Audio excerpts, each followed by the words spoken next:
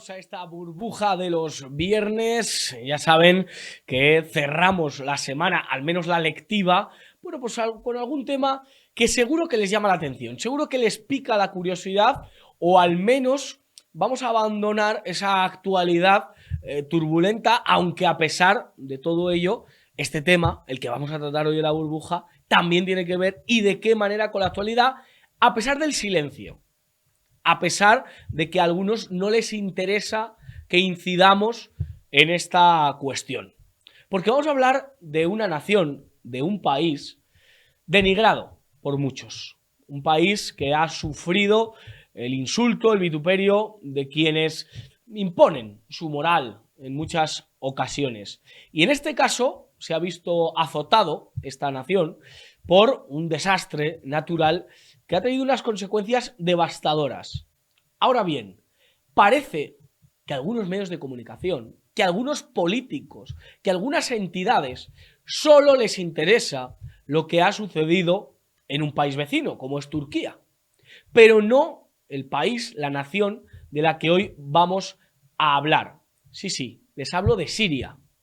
Les hablo de esa nación que ha sido luz en muchas etapas de la historia y que realmente ha sufrido el desplazamiento mediático y ha sufrido muchas veces el oprobio por parte, ya les digo, de algunos inquisidores en el mal sentido de la palabra. Y vamos a hablar con el mayor experto en esta materia, al menos en España. Yo es el mayor experto que he conocido en mi vida. Ha estado sobre el terreno, conoce perfectamente, prácticamente como la palma de su mano, la nación a la que hoy nos referimos, Siria, y ha estado en otros conflictos y en esta ocasión está muy pendiente de ese pueblo al que tiene en el corazón, al que escribe sobre él, ha escrito sobre él, que nos informa desde su cuenta de Twitter sobre este pueblo, sobre sus ciudadanos, sobre los patriotas que allí están, y que le duele Siria, porque le duele la civilización, le duele el cristianismo que hay en Siria, le duele, pues eso, aquellos gobernantes soberanos que gobiernan Siria y que por desgracia pues se sienten atacados, y le duele ese silencio cómplice de algunos medios de comunicación. Y por eso hoy venimos a hablar de Siria con nuestro amigo, le conocerán por hablar de libros en la burbuja, y hoy nos va a hablar de Siria. Don Carlos Paz, muy buenas tardes. Muy buenas tardes, un placer estar contigo. Estaba oyendo la introducción y no le puedo poner un pero. Me ha parecido impecable. Efectivamente, sobre Siria se ha cernido un ataque mediático que desde la Segunda Guerra Mundial, a mi parecer, no ha habido uno mayor, ni en la intensidad ni en la duración en el tiempo.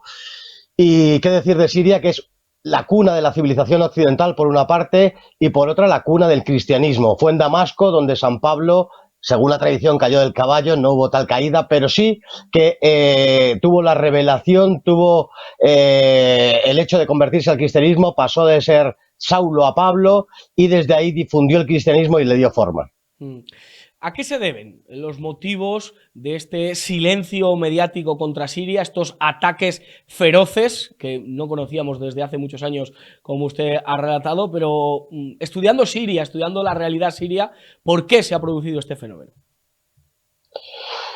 Hay tres componentes, a mi parecer, fundamentales. Uno, que no se comprende Siria. Se intenta explicar Siria con los parámetros del resto de países de Oriente Medio y no funcionan porque tiene una idiosincrasia personal. ¿Cuál es esa idiosincrasia? Que es un país multiconfesional. La historia le ha dado esa forma de multiconfesionalidad y avalado por un Estado aconfesional, que no laico, que se repite muchas veces. Es un Estado aconfesional. Esa confesionalidad permite la libre expresión de las múltiples formas confesionales que allí existen. Por otra parte, es un país que no atiende a los parámetros occidentales. Aquí en Occidente, y sobre todo en democracia, solo entendemos la cuestión de las mayorías y las minorías, el número. Y allí hay un factor que es el cualitativo. Aquí se explica muchas veces que la minoría alawí, que son un 10-11%, detenta el poder. Lo que se oculta es el sentido de esa minoría. Por no extenderme, los alawíes, que habían sido semi-esclavos durante el Imperio Otomano, son un porcentaje de la población que, una confesión a su vez, que son los que dan forma a la independencia de Siria, y eso tiene un valor dentro del país incalculable y que aquí no se quiere entender. Y el tercer elemento por el cual no se quiere entender y se ataca a Siria sistemáticamente es un país incomprensible en sus estructuras económicas. Están nacionalizados los recursos, no se permite que se mangoneen en sus fuentes de energía, en sus recursos naturales, y por lo tanto cae en ese saco de naciones malditas. Naciones malditas, la verdad que es muy curioso verlo. Hemos visto, y ahora le preguntaré por ese conflicto que se ha dado, esa guerra en Siria durante muchos años, pero claro, no podemos confundir multiculturalismo con el hecho de que existan varias confesiones en Siria, ¿verdad? No, en absoluto. El multiculturalismo, ya sabe mucha gente lo que opino acerca de él. El multiculturalismo ha sido falso, el multiculturalismo ha fracasado constantemente, el multiculturalismo fue la causa de la guerra en Yugoslavia. Nada de esto sucede allí.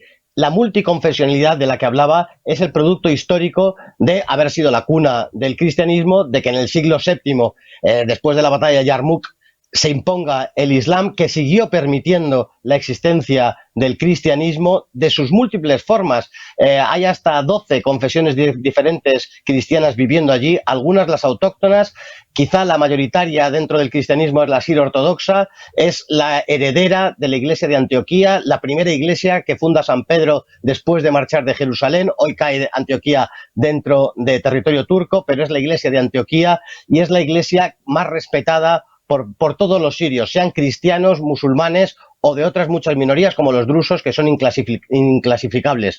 Esta naturaleza de Siria, por eso hago hincapié, creo que es la razón fundamental de entender qué es aquello. Cuando no se comprende, pues se intenta explicar Siria como Jordania o como Kuwait o como países de esa índole y no se entenderá absolutamente nada. Vemos imágenes ahora mismo de Siria, pero hemos visto antes, y le voy a pedir a mi compañera Marta, que es una trabajadora excelente, que nos ponga de nuevo a Bashar al-Assad, que es su presidente. Si yo le pregunto por Bashar al-Assad, ¿qué le viene a la cabeza? ¿Cómo nos puede definir al mandatario sirio? Pues es el presidente legítimamente elegido después de 3 comicios consecutivos. Es el presidente que quiere el pueblo sirio. Es el presidente que ha sido elegido democráticamente, porque en Siria hay democracia, hay parlamento, hay partidos políticos, hay oposición, hay elecciones, hay una constitución. Sus procesos electorales han sido supervisados por periodistas y elementos internacionales que no han visto nada irregular, no así como en otros países de Europa, Austria, por ejemplo. Y al-Assad, estando allí muchas veces y hablando con gente, les pido la opinión y me dicen que aunque no es el que quizá en muchas ocasiones el más idóneo, es el que sabe aglutinar a todas las minorías y por lo tanto a la mayoría del pueblo sirio. Los cristianos, por ejemplo, están en bloque a favor de Bashar al-Assad. Yo, me pides una opinión, creo que es el presidente idóneo y el que ha resistido todo ese ataque feroz, militar, terrorista y mediático, también ahora económico, y el que agrupa y aúna a todo el pueblo sirio. Estamos viendo ahora ese silencio mediático en el terremoto de Siria. Se hace mucho hincapié en Turquía. Luego le preguntaré por qué esa fascinación de algunos medios de comunicación por Turquía y no por Siria. Pero antes le pregunto, Siria, ¿nos puede poner algún ejemplo de manipulación como en este caso se han dado durante todos estos años con Siria? Algo que le ha llamado mucho la atención de los medios de comunicación españoles o internacionales con respecto a Siria, ese silencio cómplice, esa realidad que estamos viviendo ahora. Todo ha sido mediáticamente un auténtico despropósito. El lenguaje, que es el que crea la realidad y no al revés, la realidad crea el lenguaje, sino es el lenguaje el que crea la realidad. Se creó un lenguaje hablando de Bashar al-Assad como dictador, se habló de rebeldes moderados cuando estábamos hablando de terroristas, se hablaba constantemente del régimen de al-Assad cuando es un régimen, es un sistema político enteramente homologable con las democracias occidentales. Esto fue lo primero que me llamó la atención. Por otra parte, las noticias que llegaban eran enteramente falsas.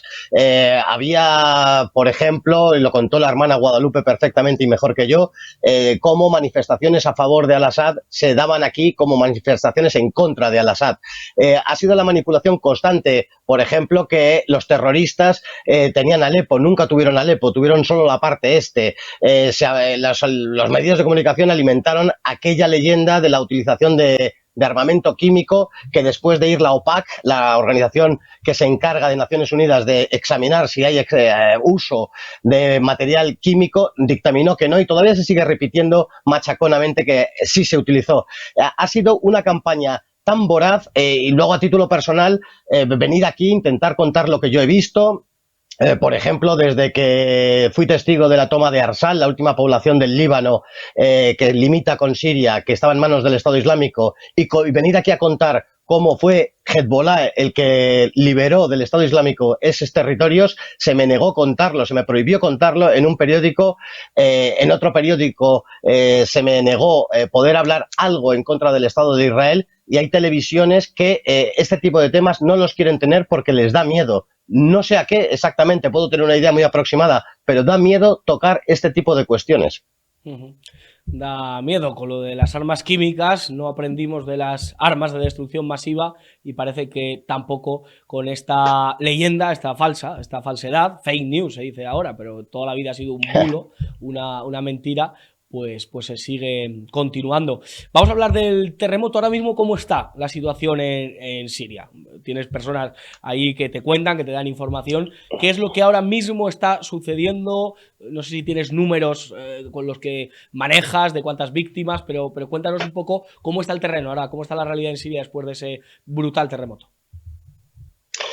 Habrá que aclarar primeramente que el gobierno y las fuentes que yo tengo son del gobierno legítimo y reconocido internacionalmente de Siria, no así en la parte terrorista. Tiene la soberanía sobre el 80-90% del territorio, y el terremoto se ha producido justo en la franja norte, en donde Turquía tiene 30 kilómetros dentro robado territorio. Ahí están también los terroristas alimentados por Turquía, que han ido reduciéndose y arrinconándose en esa esfera, y por lo tanto las cifras, todo esto lo digo porque se entenderá que las cifras que da el gobierno no las puede tener. Se hablan de en torno a 2.000 fallecidos en el lado gubernamental. En el otro, al no estar el gobierno sirio, no lo sabe.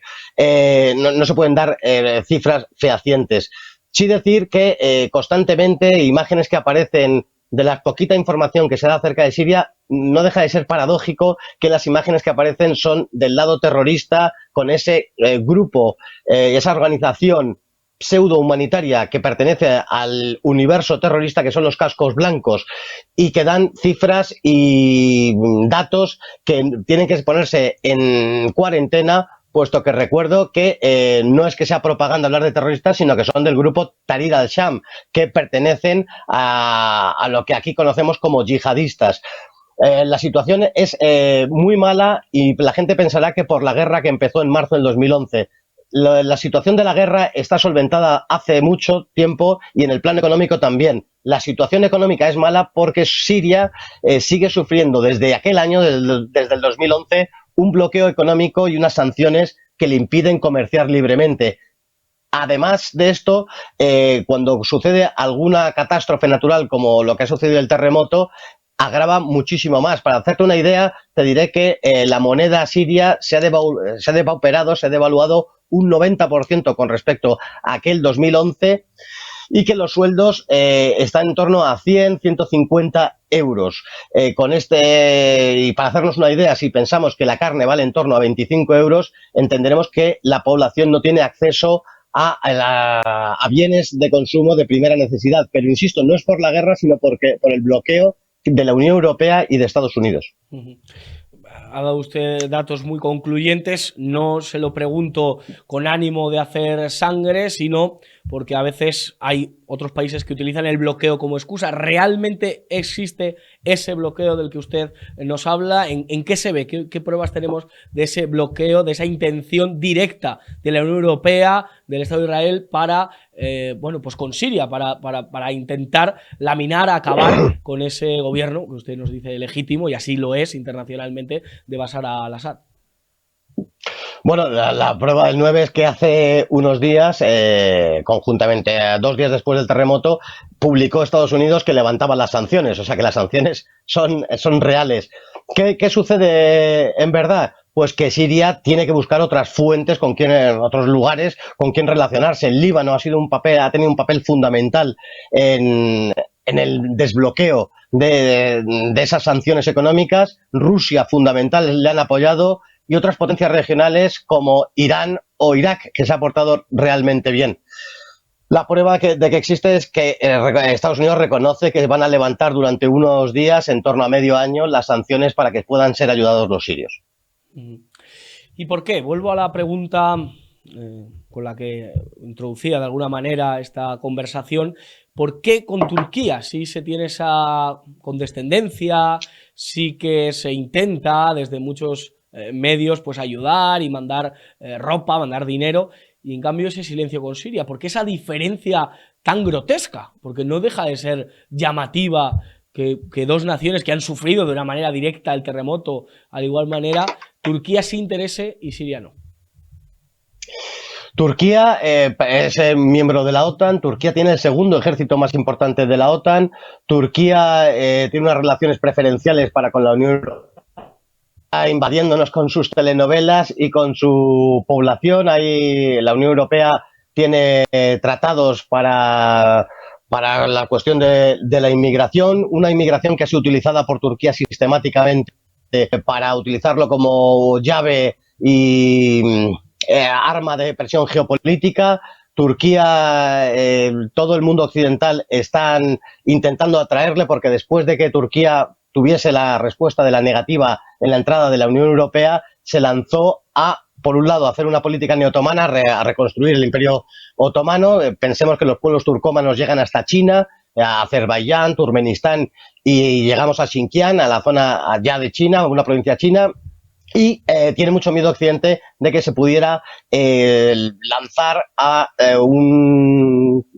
una proximidad inusitada con Rusia. De hecho, militarmente, Turquía en varias ocasiones ha comprado material, siendo de la OTAN y teniendo esa importancia dentro de la OTAN, ha comprado material a Rusia, y se teme mucho Occidente que pudiera volcarse en brazos de Rusia. Para ir contentando a Turquía, pues se les ha ido riendo las gracias en cuestiones de inmigración, en cuestiones como que tiene soldados en Libia, en Chipre, en Siria, en Azerbaiyán. Ese posicionamiento de todo Occidente en bloque en favor de Azerbaiyán en detrimento de Armenia, que les están haciendo el juego a Turquía. En Armenia, en Azerbaiyán se dicen dos pueblos, una sola nación. Turquía quiere anexionarse una gran parte de Armenia, y si no toda, para juntarse con Azerbaiyán y crear ese nuevo imperio otomano. Y Europa le está riendo las gracias por su miedo a que se pusiera del lado de Rusia. O sea que todo es el miedo. Hablaba usted de las siries turcas, pero los kebabs en estos últimos años están plagando nuestras ciudades. Es muy curioso la inmigración turca, de la que poco se habla. ¿Y Siria va a poder remontar después de una guerra muy complicada, muy dura, de la que usted ha sido testigo absoluto? Ahora el terremoto. ¿Cómo remontar, cómo salir adelante a pesar de ese bloqueo, a pesar de sus enemigos? ¿Es usted optimista con respecto a Siria? Sí, desde que la guerra ya es testimonial, solo está arrinconada en la zona norte, como decía antes. En torno a un tercio de las infraestructuras fueron seriamente dañadas. Se ha reconstruido la cuestión puramente, las consecuencias de la cuestión militar bélica ha sido ya solucionada, y entonces yo soy optimista. Si esas sanciones, ese bloqueo internacional se terminara, en cuestión de 2, 3, 4 años, Siria recuperaría la situación anterior a la guerra. De seguir estas sanciones, pues va a estar condenada a tener que ir remontando la situación económica de muy poco en poco. Y cualquier batacazo de esta índole, o por ejemplo, como supuso la destrucción del puerto de Beirut, de lo cual se ha investigado bastante poco, puesto que Siria depende en gran medida de la situación del Líbano, que está también en una situación económica desastrosa, pues en esos dos factores, de la reconstrucción de Libia y del final de las sanciones, va a depender la recuperación económica de Siria. Se va a reír con esta pregunta que le voy a hacer, pero es que es lo que se cree en España por esa propaganda falsa que se ha vertido contra Siria. Aclárenos, ¿las mujeres tienen derecho en Siria? ¿Se la pida adúlteras en Siria? No sé, ¿se comen a los niños en Siria? Hay una visión orientalista, hay mucha literatura en torno a qué es el orientalismo, empezado desde los románticos, pasando por Washington Irving y hasta el día de hoy, por el cual en todo Oriente Próximo pues las mujeres van tapadas, los hombres en camello y este tipo de cosas. La situación de la mujer en Siria cuesta trabajo hacerlo creer, pero es así, es enteramente homologable con la europea. No hay más que ver a la mujer de Bashar al-Assad. En fin, cada uno que extraiga la conclusión que quiera. En Siria no hay códigos de vestimenta, la mujer puede ir como quiera, puede ir, y doy fe y lo agradezco, que fueran en minifalda y camiseta de tirantes en ocasiones, y al lado una señora con un hijab. No hay ningún código de vestimenta, no está prohibido el alcohol, los cristianos tienen absoluta libertad, en algunos aspectos más que aquí, puesto que forman parte de la sociedad siria. Bashar al-Assad dijo que los cristianos no eran aves de paso, porque forman parte de la idiosincrasia de Siria. En Siria no es la Sharia la única fuente de derecho, es fuente de derecho, pero también lo es el derecho común y, por supuesto, el cristianismo. Hay una normalidad enteramente en todo. Si fuéramos a Siria, a usted le parecería que está volviendo a la España de 1980, porque gracias a Dios no hay feministas, ni veganos, ni cosas de estas.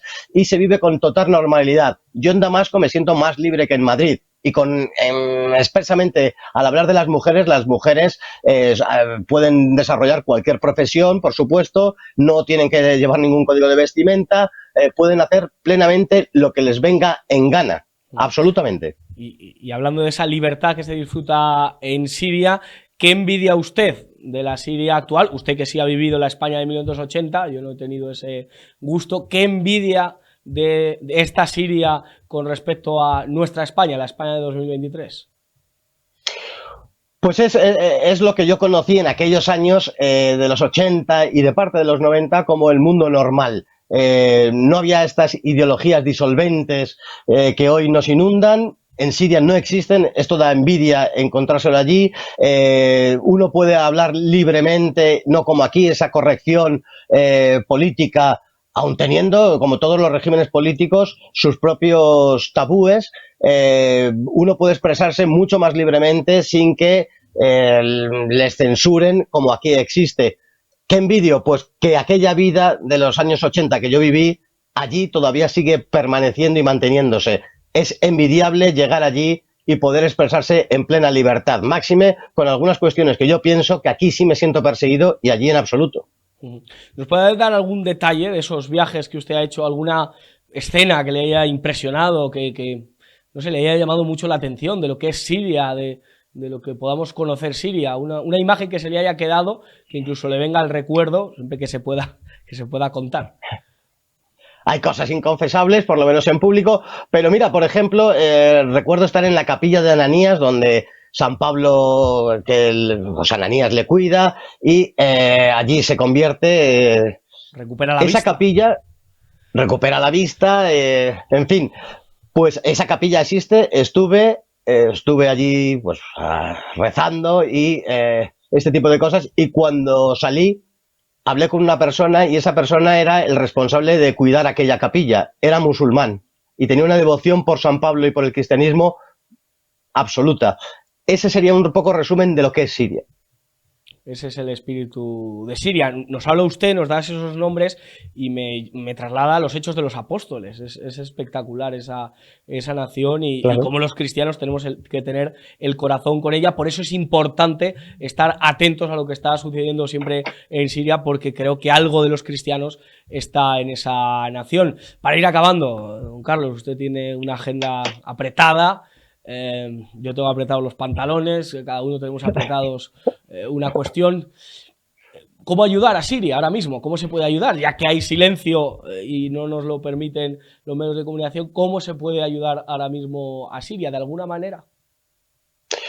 Yo me he ofrecido en esa cloaca que son las redes sociales, me he ofrecido públicamente y cuando me ha venido gente yo les remito, porque hubo incluso gente que quisiera que yo hubiera manejado eso, no he querido para no dar a entender otras cosas, por supuesto el dinero no lo toco, y entonces les remito a que públicamente la Embajada de Siria y la Iglesia Sirio-Ortodoxa, que aquí contamos con un arzobispo patriarcal sirio-ortodoxo, es el vicario de la Iglesia sirio-ortodoxa, Nicolaos Mati Abdelahad, tanto la embajada como la Iglesia sirio-ortodoxa públicamente en sus páginas web tienen un número de cuenta y tienen la posibilidad, ofrecen la posibilidad de que se vaya allí y se den las cosas, la ropa la ropa de abrigo y las comidas para ellos llevarla. Yo les remito desde aquí a todos los seguidores de la burbuja a que si quieren ayudar a Siria, vayan, consulten con la embajada y con la Iglesia Sirio-Ortodoxa. Será la mejor manera de colaborar. Soy testigo con usted de asistir a una capilla sirio-ortodoxa. La verdad que el rito es largo y duradero, pero es espectacular ver a hermanos cristianos celebrar tal y como San Pedro nos enseñó, y eso es muy curioso. Así que ahí queda ese llamado a ayudar, a apoyar al pueblo sirio, porque creo que lo necesita en esta ocasión. Don Carlos, díganos, para conocer Siria, para conocer más, si a alguien se le ha quedado esos dientes largos ahora mismo, ¿qué libros puede leer de usted mismo que ha escrito sobre Siria? ¿A qué libros, dónde los puede encontrar para saber más de este conflicto? Es que es cierto que escribí 2 libros acerca de Siria. Siria, entrevistas para comprender un conflicto, de la editorial Esparta, todavía está en las librerías, y Siria, la guerra interminable, un libro colegiado con gente, con diplomáticos, con periodistas, editado por la editorial Mandala, que también está en las librerías, pero le voy a aconsejar uno que no es mío. Porque es un poco soberbio y ridículo recomendar el libro de uno mismo, y creo que el mejor no es mío. Eso el lo mejor hacen los profesores de universidad. Eso cuando estás en la Sí, yo no me llevo porcentaje en estas cosas y da vergüenza, y además, honestamente, creo que el mejor libro escrito sobre Siria, sobre el conflicto de Siria, no es mío, y es de un profesor universitario que se llama Pablo Sapag, y escribió Siria en perspectiva, de editorial Complutense. Todavía está en las librerías y les convino a todos que compren ese libro, porque se entenderá muy bien no solamente el conflicto, sino qué es Siria en sí. Pues ahí tienen esas recomendaciones, no solo ayudar a Siria, sino entender lo que sucede en esa nación hermana, pues, con esos libros, consultando esas lecturas. Don Carlos Paz, no nos ha quedado nada en el tintero, no sé si quiere despedirse con algún mensaje.